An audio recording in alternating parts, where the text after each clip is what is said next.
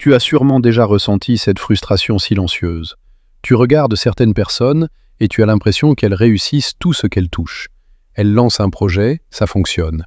Elles changent de carrière, ça décolle. Elles investissent, ça fructifie. Elles se lancent dans un sport, elles progressent vite. Peu importe le domaine, peu importe le contexte, elles finissent toujours par trouver une manière de gagner. Et toi, tu observes ça en te demandant « Comment c'est possible ? Est-ce qu'elles ont un talent caché, des connexions secrètes, une intelligence hors norme ou simplement une chance incroyable ?» La vérité est beaucoup plus dérangeante et beaucoup plus accessible que tu ne le crois. Les personnes qui réussissent toujours ne réussissent pas parce qu'elles gagnent à chaque fois. Elles réussissent parce qu'elles refusent d'interpréter l'échec comme une identité. Elles échouent autant que les autres, parfois plus, mais elles ne s'arrêtent pas là où la majorité s'arrête. Regarde l'histoire de Elon Musk. Avant que Tesla ne devienne une référence mondiale, l'entreprise était au bord de la faillite. Avant que SpaceX ne réussisse ses lancements, plusieurs fusées ont explosé. Plusieurs. Des millions partis en fumée. L'humiliation médiatique, les critiques, le doute. Pourtant aujourd'hui, on parle de visionnaires. On oublie les moments où tout semblait perdu. Même chose dans le sport. Michael Jordan est souvent présenté comme l'un des plus grands joueurs de tous les temps. Mais ce qu'on ne retient pas assez, c'est qu'il a raté plus de 9000 tirs dans sa carrière. Il a perdu des centaines de matchs. Il a été éliminé. Il a été critiqué. Ce qui le rend exceptionnel, ce n'est pas l'absence d'échec. C'est son obsession à revenir plus fort après chaque échec. La différence fondamentale commence ici, l'interprétation. La majorité des gens vivent un échec comme une preuve. Je ne suis pas fait pour ça. Je ne suis pas assez intelligent. Je ne suis pas assez talentueux. L'événement devient une identité. Et une fois que l'échec devient une identité, le jeu est terminé. Les personnes qui réussissent toujours voient l'échec comme une donnée, une information, un feedback. Elles se posent une seule question. Qu'est-ce que ça m'apprend ?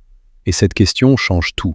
Elles comprennent que la vie n'est pas un tribunal qui juge leur valeur. C'est un laboratoire. Chaque tentative est une expérience. Chaque erreur est un ajustement. Mais il y a plus profond encore. Les personnes qui réussissent toujours ont une vision différente du temps. La plupart des gens vivent à court terme. Ils veulent des résultats rapides. Ils veulent des preuves immédiates que leurs efforts fonctionnent. Si au bout de 3 mois il n'y a pas de changement spectaculaire, ils abandonnent. Ceux qui réussissent raisonnent en années, parfois en décennies. Ils acceptent l'idée que les 2 ou 3 premières années peuvent être lentes, invisibles, ingrates. Ils comprennent l'effet cumulé. Une petite action répétée chaque jour paraît insignifiante, mais répétée 1000 fois, elle devient monumentale. Un autre point crucial, ils ne comptent pas sur la motivation. La motivation est émotionnelle, et les émotions sont instables. Certains jours, tu te sens invincible. D'autres jours, tu doutes de tout. Si ton action dépend de ton état émotionnel, ta progression sera chaotique. Les personnes qui réussissent fonctionnent avec des systèmes, des habitudes automatiques. Elles réduisent la friction, elles planifient, elles rendent l'action presque obligatoire. Elles savent que la discipline bat la motivation sur le long terme. Elles comprennent aussi une chose que peu de gens acceptent. Le monde ne leur doit rien. Elles ne passent pas leur énergie à blâmer le gouvernement, l'économie, leur famille, leurs collègues. Non pas parce que ces facteurs n'ont aucun impact, mais parce qu'elles savent que blâmer retire le pouvoir. Tant que tu es victime des circonstances, tu es paralysé. Dès que tu assumes une responsabilité, même partielle, tu récupères une capacité d'action. Ce n'est pas une posture morale, c'est une stratégie. Il y a également un élément invisible, l'environnement. Les personnes qui réussissent toujours sont extrêmement conscientes de leur entourage. Elles savent que les standards sont contagieux. Si tu passes ton temps avec des gens qui trouvent toujours des excuses, tu finiras par normaliser les excuses. Si tu t'entoures de personnes ambitieuses, exigeantes, disciplinées, ton niveau moyen augmente. Elles ne laissent pas leur environnement les modeler par défaut. Elles le choisissent. Autre différence majeure, leur relation à l'inconfort. La majorité des gens organisent leur vie pour éviter l'inconfort. Ils évitent les conversations difficiles, ils évitent les risques, ils évitent les situations où ils pourraient échouer. Mais en évitant l'inconfort, ils évitent aussi la croissance. Les personnes qui réussissent font exactement l'inverse. Elles comprennent que l'inconfort est un signal de progression. Si c'est difficile, c'est que tu es en train de t'étendre. Si c'est stressant, c'est que tu sors de ta zone familière. Elles ont appris à ne pas fuir cette sensation, mais à l'interpréter comme un indicateur positif. Il y a aussi la question de l'identité. Beaucoup de gens disent « je veux réussir », mais au fond, ils ne se voient pas comme des personnes disciplinées. Ils ne se voient pas comme des entrepreneurs. Ils ne se voient pas comme des leaders. Ils veulent des résultats qui ne correspondent pas à l'image qu'ils ont d'eux-mêmes.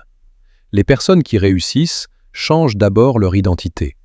Elles décident qui elles deviennent. Elles adoptent les comportements cohérents avec cette nouvelle identité. Et progressivement, les résultats suivent. Elles protègent également leur énergie. Elles comprennent que la performance n'est pas qu'une question de temps, mais de qualité d'attention. Elles dorment mieux. Elles font attention à leur santé. Elles savent que l'épuisement chronique détruit la clarté mentale. Elles investissent dans leur capacité à durer. Et surtout, elles jouent un jeu statistique. Chaque tentative augmente leur probabilité de succès. Chaque échec augmente leur expérience.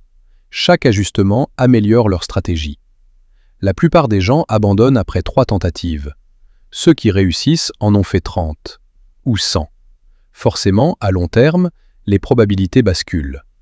Alors quand tu regardes quelqu'un et que tu dis « il réussit toujours », en réalité, tu observes quelqu'un qui a décidé de ne jamais quitter le terrain.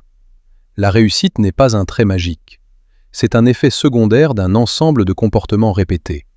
C'est un sous-produit de la constance, de l'adaptation, de la responsabilité et du courage face à l'inconfort. La vraie différence ne se joue pas dans l'intelligence.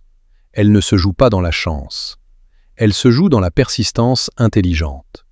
Et la bonne nouvelle ? Tout ce que je viens de décrire s'apprend.